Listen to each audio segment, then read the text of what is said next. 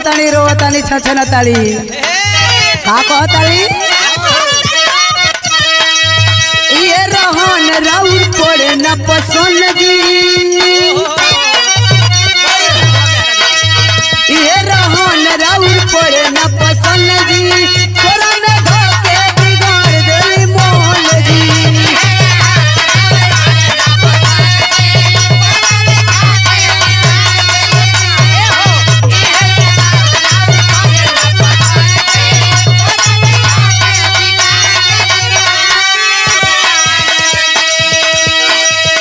ये रहन राउर पड़े न पसंद जी तोरा में धोके बिगाड़ देली मोहन जी धोके जकोड़ लेला राजा मुहे पकड़ लेला राजा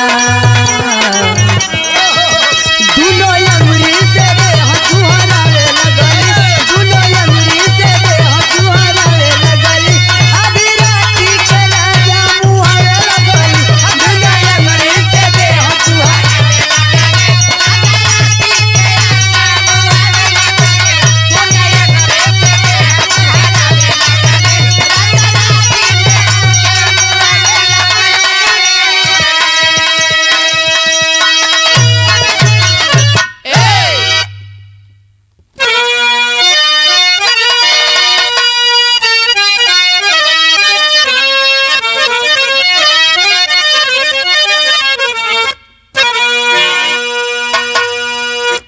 सभी लोगों को नमस्ते प्रणाम करते हुए हम विरहा गायिका निशा यादव शुक्र सोनभद्र के पावन धरती से आज आप लोग के बीच में एक छोटा सा प्रसंग झांसी कांड लेकर आ रहल बानी। आशा ना बल्कि राउरी आप लोग के जरूर पसंद आई। 4 लाइन भूमिका में भाव बा कैसे धर्मेंद्र भैया आवा बजा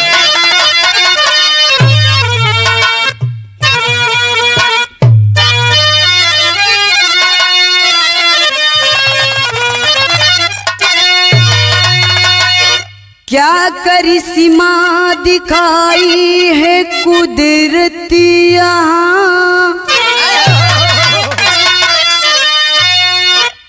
जल गया या सियाना मिला खाक में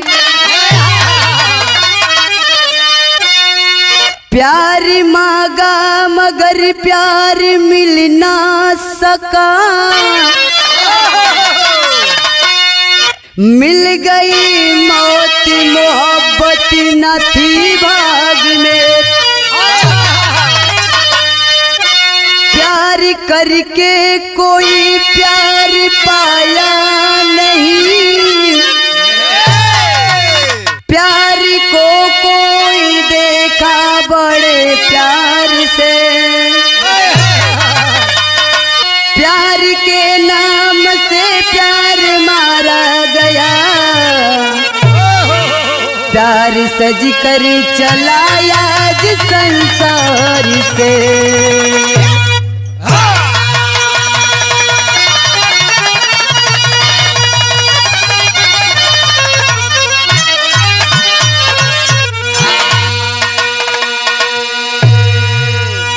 ऐ भैया ऐ बाबू क्या करिश्मा दिखाई है कुदरत यहाँ जल गया या सियाना मिला खाक में प्यार मांगा मगर प्यार मिल ना सका मिल गई मौत मोहब्बत न थी भाग में प्यार करके कोई प्यार पाया नहीं प्यार को कोई देखा बड़ी प्यार से प्यार के नाम से प्यार मारा गया प्यार सजकर चला आज संसार से। कवि जी बड़ा सुंदर विरहा के अंदर गजल कलाई लिखत अड़न कैसे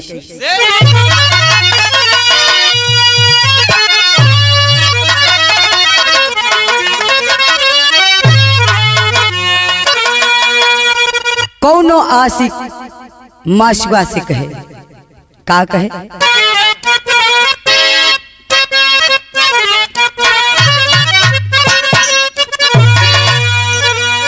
प्यार के मोड़ पर, प्यार के मोड़ पे आ गए हो, अगर आ गए हो तो जाने का जिद ना करो। प्यार के मोड़ पे आ गए हो, प्यार के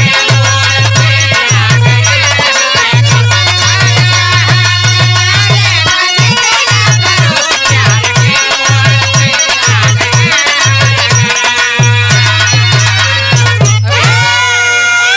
लेकिन भाव के अंदर लिखल गिल का, प्यार की पालकी में हो, प्यार की पालकी में कफन झूमता, प्यार की पालकी में कफन झूमता, करबला में कयामत दबाई गई। प्यार की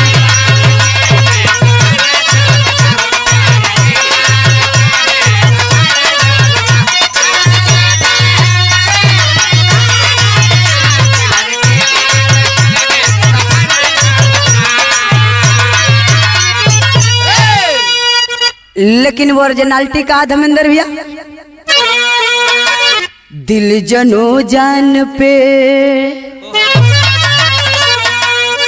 दिल जनो जान पे जब दीवाना हुआ, उसकी मैयत यहाँ से उठाई गई।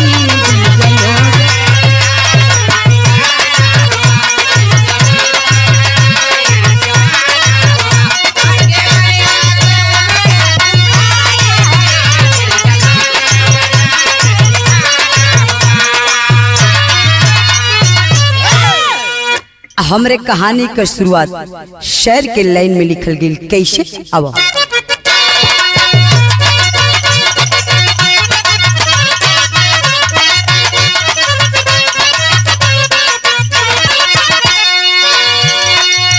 जिला झांसी कटेहर गांव की कहानी है, जिला झांसी कटेहर गांव की कहानी है, समीम शेख की एक छोटी सी पलानी है।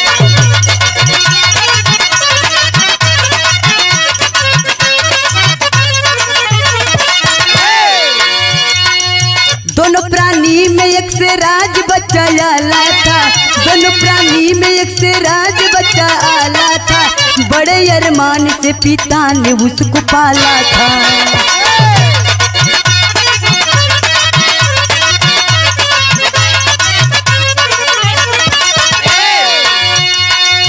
पढ़ाकर बच्चे को मैं ऑफिसर बनाऊंगा, पढ़ाकर बच्चे को मैं ऑफिसर बनाऊंगा, भले ही सूखी रोटी खाकर दिन बिताऊंगा।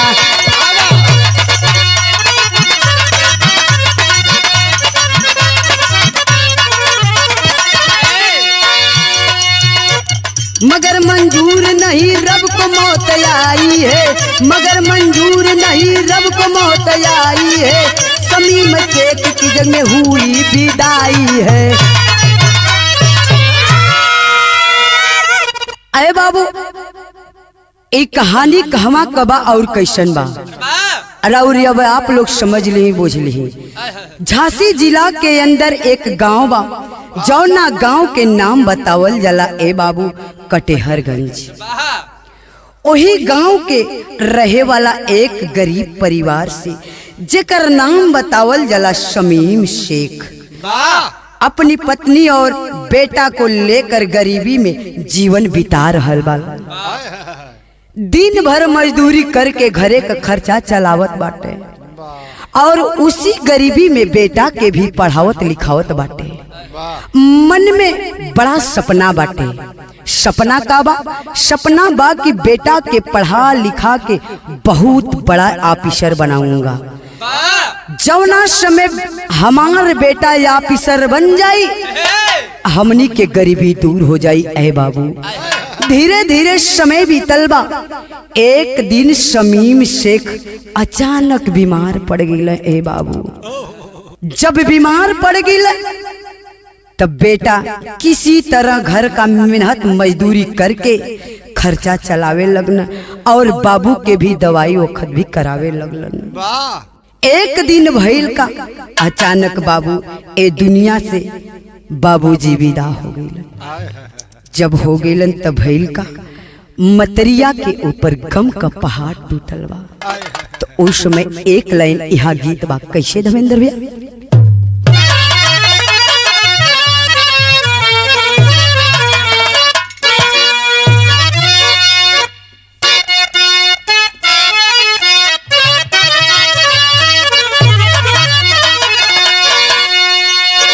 माई रोवतानी बिलखतानी छछनतानी कहतानी झर झर लोर गिरे, झर झर लोर गिरे आवता रोई ए विधाता हो, ए विधाता हो समय आई कहवा लेके जाई।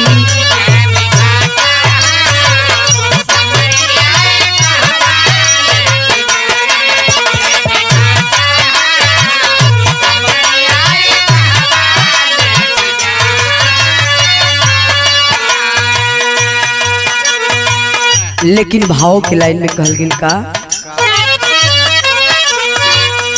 से नूरा पोछाई गई,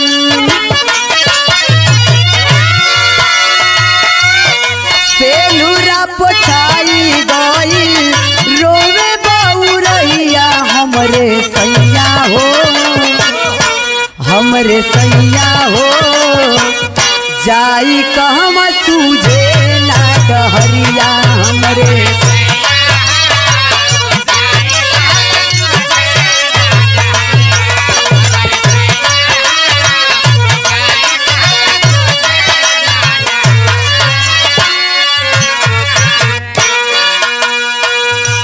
कवनी कलमिया से किस्मत लिखाई, फुटल किस्मतिया मोरी मंगिया धोबाई।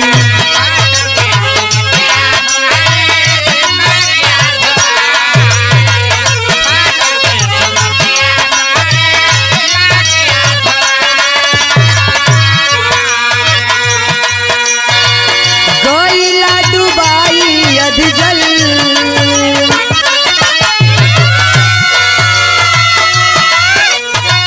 गईला डुबाई अध जल में नेवरिया हमरे सैया हो, हमरे सैया हो जाई कहवा सूझे ना डहरिया हमरे।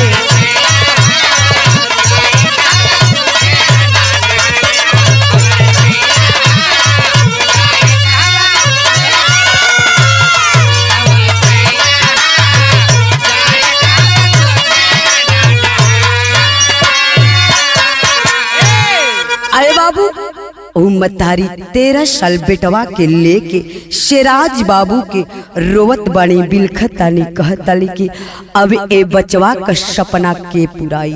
राउर आप ते कहली कि बहुत बड़ा ऑफिसर बनाई, हमनी के बीच धारे में छोड़ के चल गेलिन हे स्वामी। अब हमनी के केकरे सहारे जियल जाई। अरे बाबू जितना मतरिया रोवे उतने बेटुआ रोवे। शेराज बेटा मतरिया के समझावे कहे ए मतारो बाबूजी तो हमने के छोड़ के चल गए, लेकिन सहारा तुहार हम बली, तुहरा के हम खियाई पियाई जियाई, तुहार सहारा हम बनब ए माई। तब एक लाइन यहाँ गीत बा का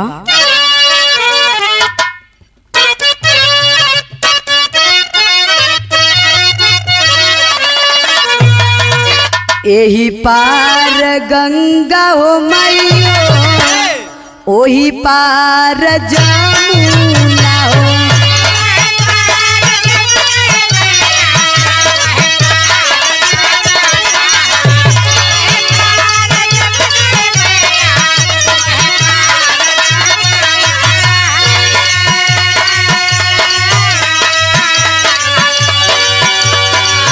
यही पार गंगा हो मैयो, वही पार जमुना हो बिचवे में केवट मोरे राजाऊ डेरावा डलले हो।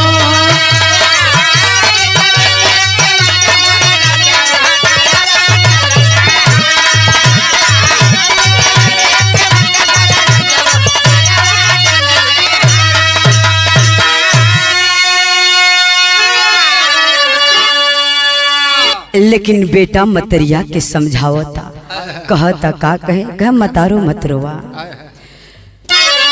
रोवा ना मयरिया हो मोरी धारे से नेवारिया हो।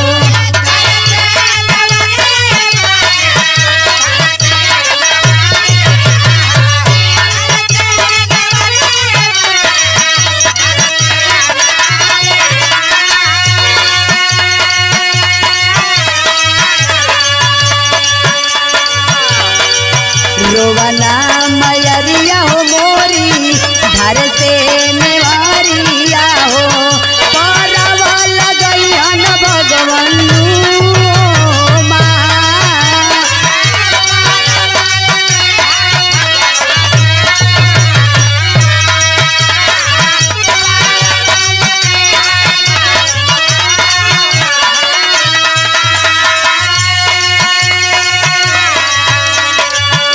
बेटा कहे माई मत रोवा जे दुख देवेला उहे दुख हारेला कहे।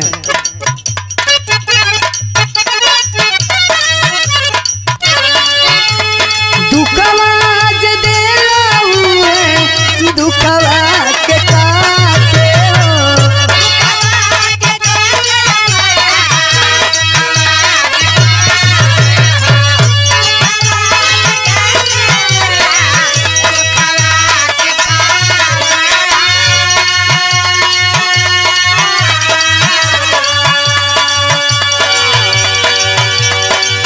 कोई के विपत्तिया में कोई नहीं आते हो।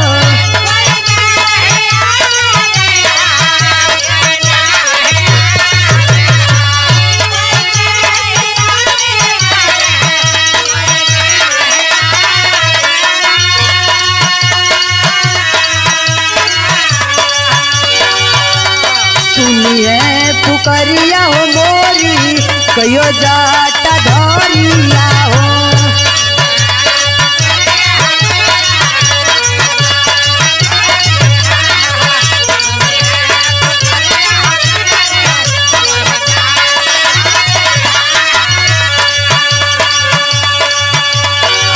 सुनिए पुकरिया हो मोरी कयो जाटा धरिया हो।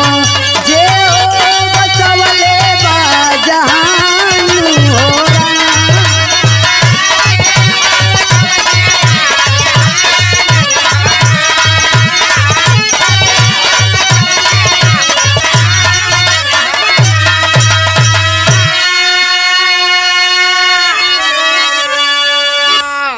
ए बाबू सिराज अपने माई के समझावत बाटे कहत बाटे माई मत रोवा अभी तोहरा साथे बाटी ना हम तोहरे के जिया खिया लेब। एक दिन माई बेटा बाबू घरवा से निकल गेलन। जब घरवा से निकल गेलन मांगे खारे निकल गिने बाबू जाते जाते झांसी गांव में पहुंचल बाटे बाबू। जौना समय झांसी गांव में पहुंचल बाटे वही गांव के रहे वाला एक सेठ बा। सेठ का नाम बा मृत्युंजय सेठ। बेटुआ मतरिया सेठ के आगे बाबू हाथ जोड़ के बिलखत बाड़ा रोवताड़ा। सेठ देखलक कहे का बात है तो लोग का ऐसन हालत कैसे भइल बा। बेटा कहलस कि साहब हमने बड़ा दुख का मारल बाली जा। बाबू रहले बाबू बड़ा सपना सजौले रहले बाबू हमने के छोड़ के चल गेली। ई बेटा मतारी हमने दर दर के बिलखत आली जा मांगत खात बाली जा। अगर हमने के कहीं काम धाम करे के स्थान मिल जाता बड़ा बढ़िया रहे। ए बाबू सेठ कहे ना तो लोग के कहीं ना जाए के हम तो लोग हमरे कहन रह के अपन जीवन बिता सकेला जा।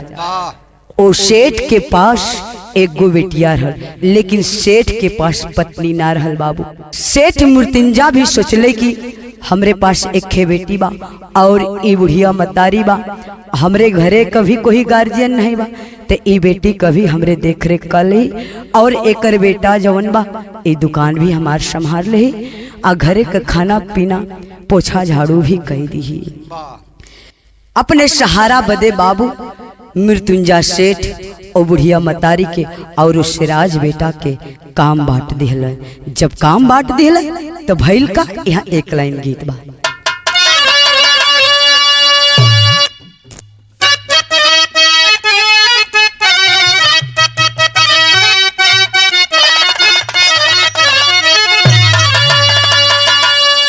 कौनो लड़का एगो लड़की से खूबसूरती से बात कहता, का कहता धर्मेंद्र भैया?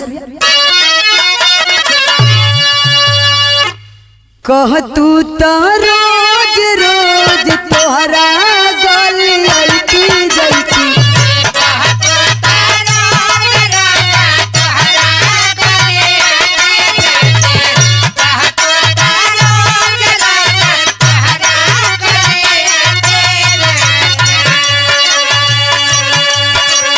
कह तू तो रोज रोज तोहरा गली आईती जाईती, छत पर से कहती हेलो हेलो ए चमक छल्लो, छत पर से कहती हेलो हेलो ए चमक छल्लो, छत पर से कहती हेलो हेलो ए चमक छल्लो। लेकिन भाव के लाइन में कहना है क्या? मारे नजरिया के बाल जब गुजरिया हो, मारे नजरिया के बाल जब गुजरिया हो, मारे नजरिया के बाल जब गुजरिया, मारे नजरिया के बाल जब गुजरिया हो, भइली से राज पर दीवानी बढ़ल परेशानी,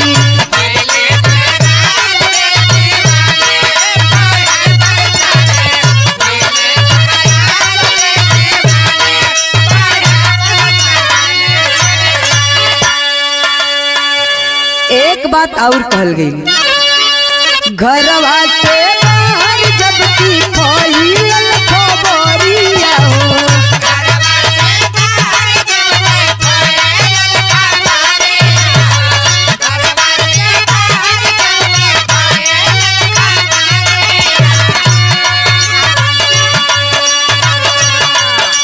घरवा से बाहर जब की फैलल खबरिया हो, पहुँचल जब सेठ के ई बतिया बढ़ल विपतिया,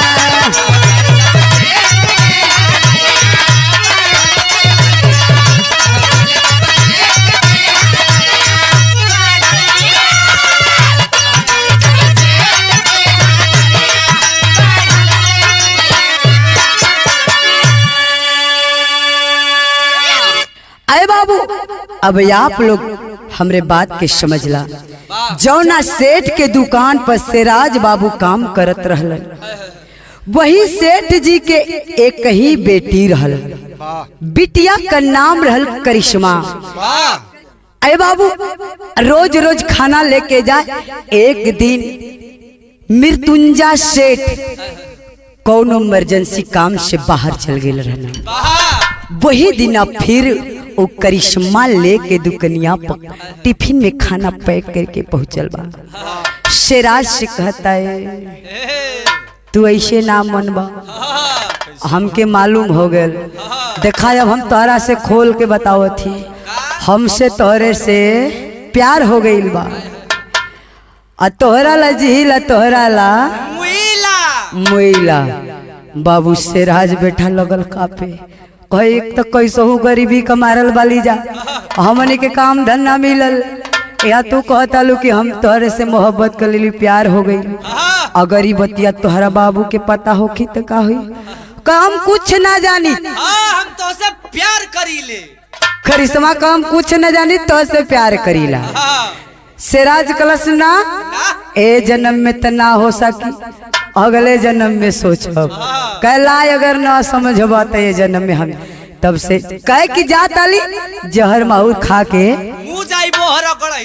मर जा बहर गढ़ी में जाके अगर हमसे तू प्यार ना करवाता।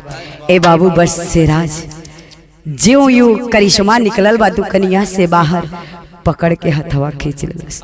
अब वही दुकनिया में सिंदूर तुरंत पहनाई देलस। अरे बाबू जौना समय सिराज बाबू सिंदूर पहिराए देले बा, वो दिना से रोज चोरी छिपे दोनों अपन मिले लगल अपन काम होखे लगल चालू हो गई। अगल बगल के लोग लगना देखा एक दिन का इन्हन का लगत कि कुछ चक्कर बा। जनता हुआ के पड़ोसी में ऐसे ही लोग एक दिन बपवा से करिश्मा के कह दिहल सब कि हो जौने लइकवा के दुकनिया पर रखले बालो तोरे लइकिया से कुछ चक्कर बा। तब भइल का तेरी के भाव में कहना है कैसे।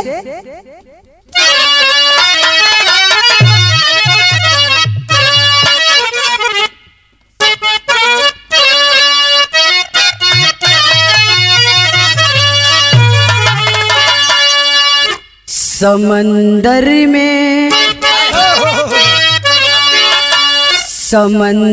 में सुनामी आ गई, मैदनी कांप गई जब लिया हाथ में खंजर हो।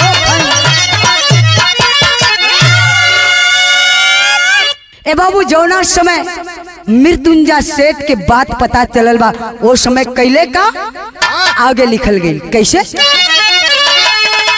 कर विचार बदमाशी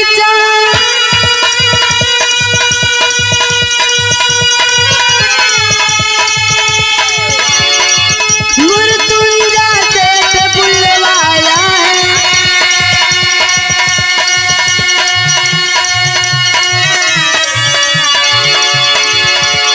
खाया खोपन खुदा के पाप,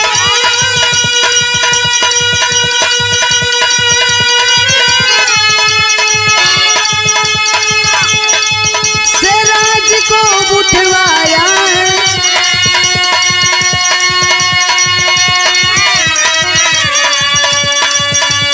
भूल बुझाने चला कसैया,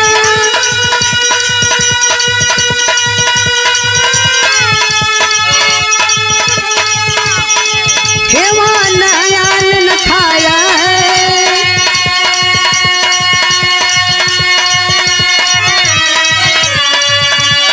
गोरया धर्म सिराज के सीने खंजर जाय सताया है।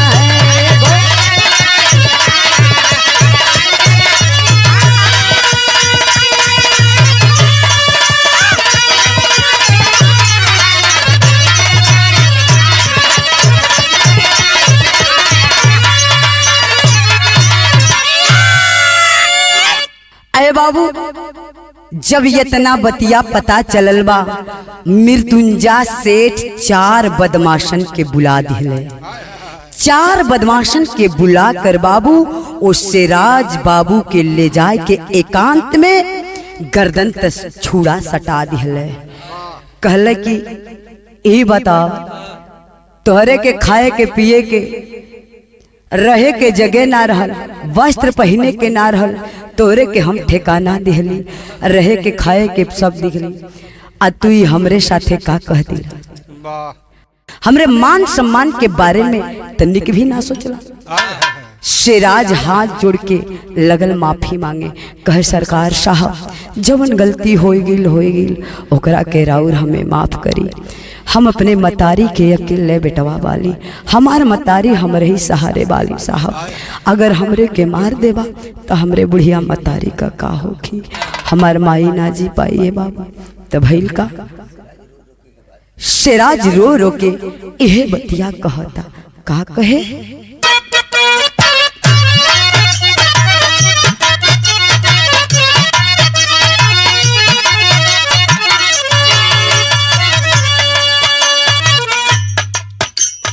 कहली कि ए बंदर कूद जा जमुनावा में, कूद जा जमुनावा में, मनला ना बतिया हमारे। ए बाबू ओ पापी से ओ निर्दयी से हाथ जोड़ के सिराज बिलखता रोवता कहता साहब हमरे के माफ करता साहब, लेकिन उन निर्दयी के पास तन को एकदम दया नाम का कोई चीजें नहीं खे। तब भाव के अंदर लिखल गिल का गरल गरीबिया में पवल जाना मामा हो, पवल जाना मामा हो,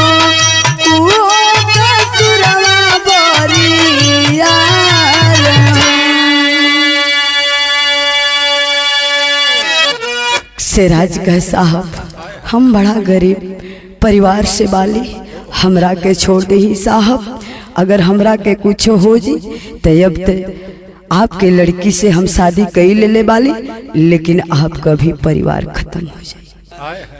भैल का गली दरा गली भटकत मांगे पाना दुनिया हो, मांगे पानी दानिया हो, दुनिया बगावे दूध कार कहे साहब हमहन के कोई रखवाली नहीं खे, सब लोग धुधकार के भगा दिले है। एक राउर के शरण में हमने के जगह मिलल बा, तो ए राउर हमरे साथे का करतानी, हमरे के माफ करी। कहे का कहे घर वृक्ष छाया जमीन जे करया सनावा हो, जे करया सनावा हो, का पैबा करा के मार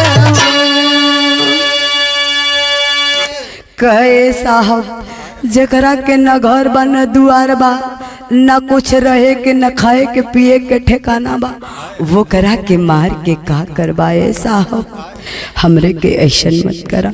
और का कहे दुनिया में दाग लागी तोहरे बदनावा हो, तोहरे बदनावा हो, दियल बसला करऊ जा रे हो। सिराज कहे साहब ए अगर बसल घर उजार देबा तो के दुनिया और ताना मारी, एकदम थुथकारी, तू कौनो ओरी का न रहबा साहब। लेकिन वो पापी निर्दयी कसाई नहीं मानता है बाबू, सिराज के गर्दन पे चाकू चला देता है। जौना समय चकुया चलौले बा बाबू, गर्दनिया धड़ से जमीन पर गिर गई बा, आ गिरल बा तो चारों बदमाश से उठा के बाबू बगलिया में रेल का पटरी रहल ए बाबू, वही रेल के पटरिया पर जाए के उस सिराज बाबू के निर्दयी पापी लिटा देहलस। कहे कि ऐसे लोग न जान पाई न पहचान पाई कि एकरे के मारल गईल बा, ई अपने से कौनो कारण कट के मर गईल बा। तब हईल का भपट के लाइन में कहना है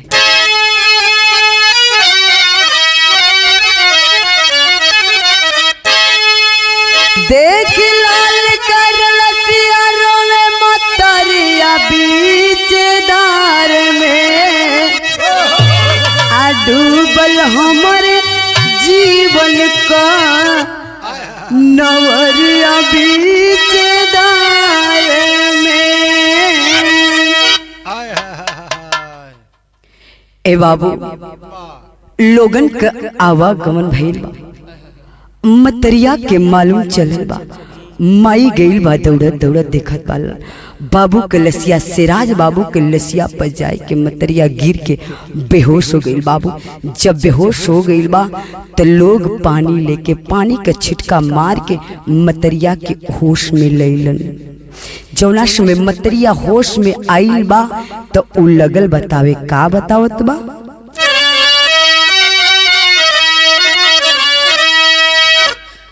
सिराज और करिश्मा के अब बतवली कहानियां हो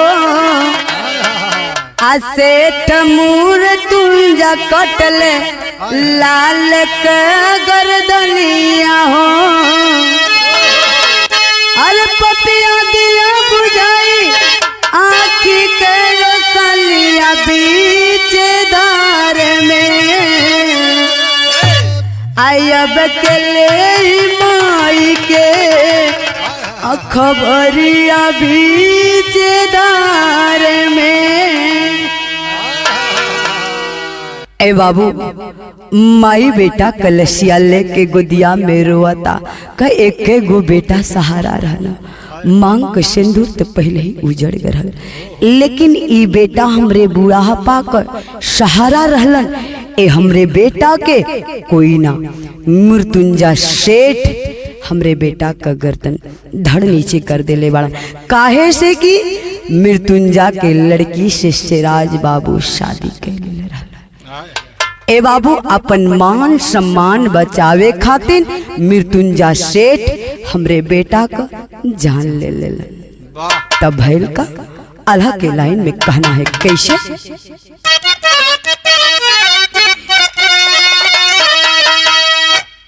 ए हर करिश्मा जो है प्रेमी के डगरिया ये बाबू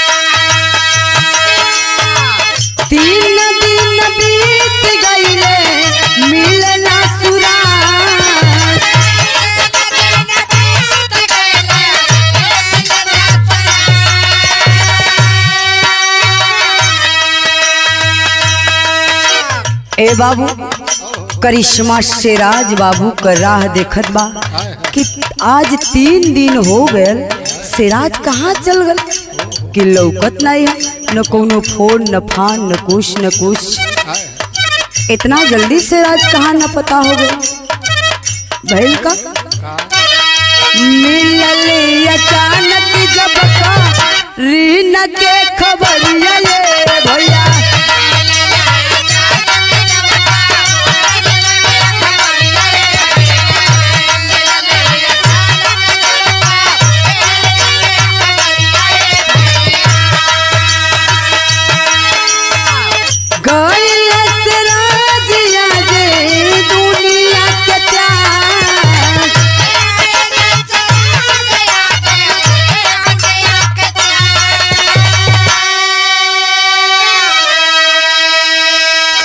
ए बाबू लोगन के कना फूकी होखे लागल कि उ लइकवा ना लौकता कहीं भाग गइल का लेकिन अचानक करिश्मा के मालूम चलल बा कि सिराज ए दुनिया में अब ना रहल सिराज ए दुनिया के छोड़ गइल बा करिश्मा के मालूम भइल बा किसी तरह बाबू तो भइल का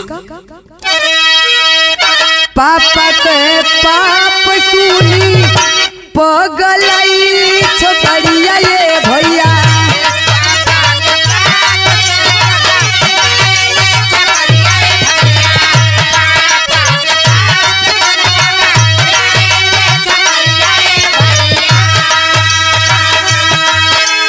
देहले उजाड़ी मोरे सपना के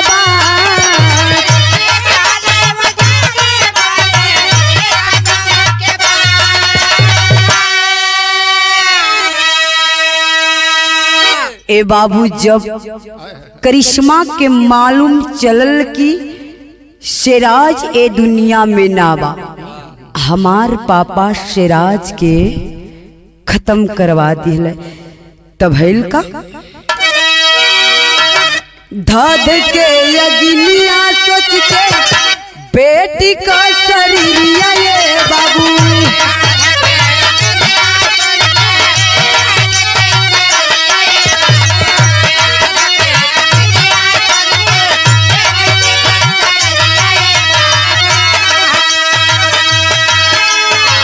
हमारे करम में लागी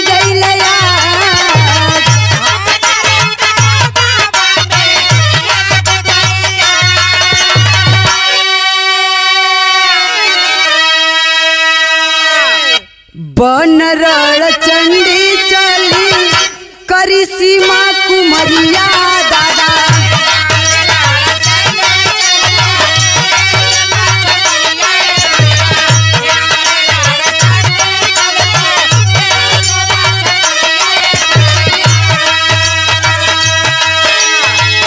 पापा का पिस्तौल ले हाली उठा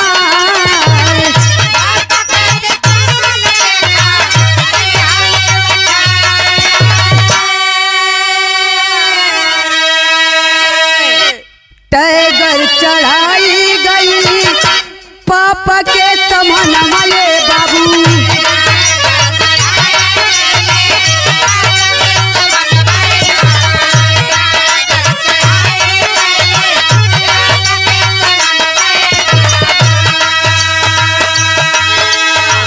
तड़ तड़ चाय गोली दहली हो चला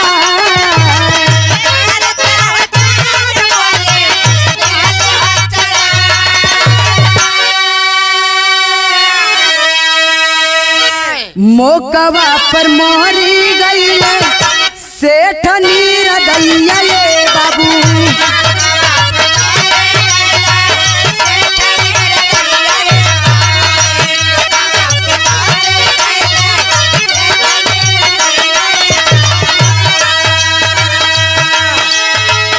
अपने के गोली लेनी खोपड़ी में चला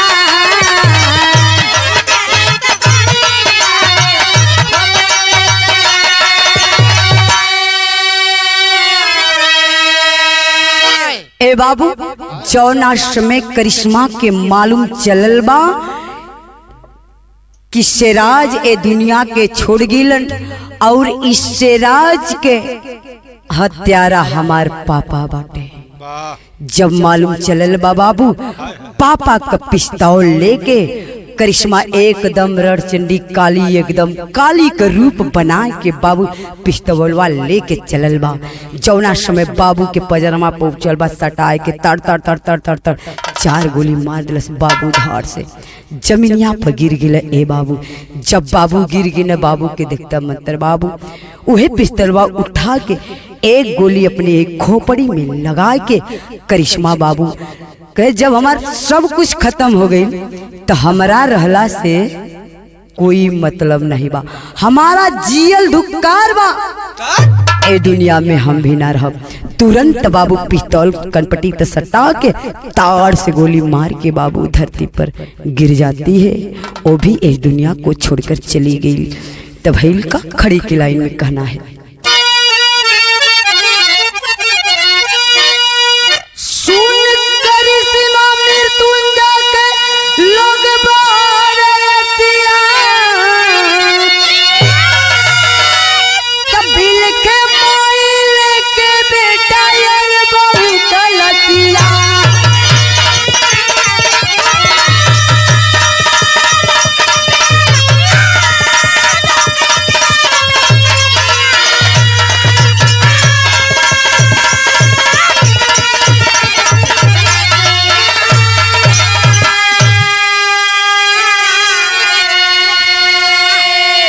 लसिया से लसिया के हथवा मिलौली असराज के लहू से बहू के मंगिया सजवली। अरे अंतिम यात्रा दोनों कैल सथिया तबिल के मोइल के बेटा बहू के लसिया।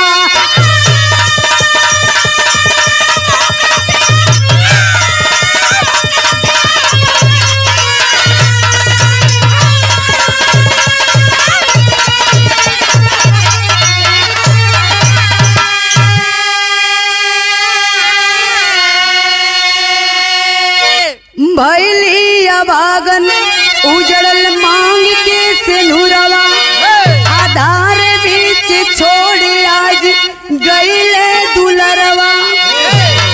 इतने में टूटल बुढ़िया माई के सतिया तबिल के माई के लेके बेटा बहू कलसिया।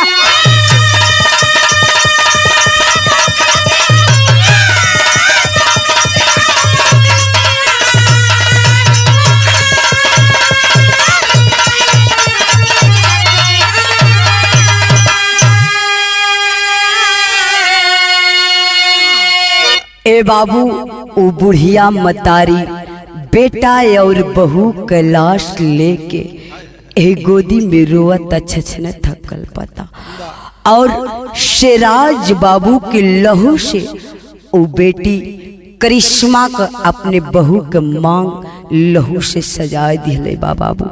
सजाए के दोनों बेटा और बहू के लाश पर अपन भी सांस बुढ़िया मतारी तोड़ दिले बाबू।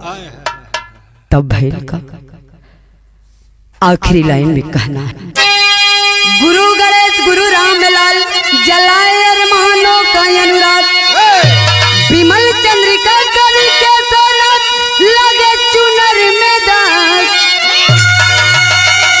समंदर में सुनामी आ गई, निशा कवि सिंहासन गीत सभी सरनामी।